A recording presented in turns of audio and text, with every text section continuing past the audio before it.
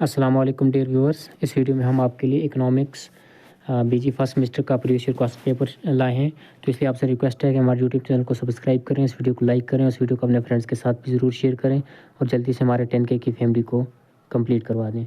तो पहला क्वेश्चन है, what are the cause of an economic problem, enlist the central problems of an economy, define demand curve, explain price elasticity of demand, define utility and what are its approach, what do you mean by marginal utility, what are the three stages of return to scale। इसी तरह what is meant by fixed cost and variable cost. Section B में से आपका जो 4 question है उसमें से पहला क्वेश्चन है, distinguish between micro economic and macro economic. इसकी आर में है, explain the central problem of an economy.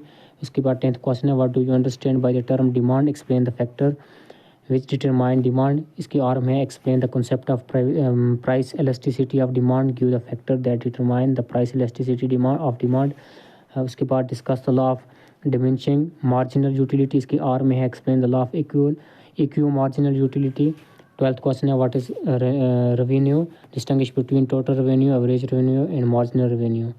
उसके बाद इसकी आर में है, what are isochronous, explain their properties।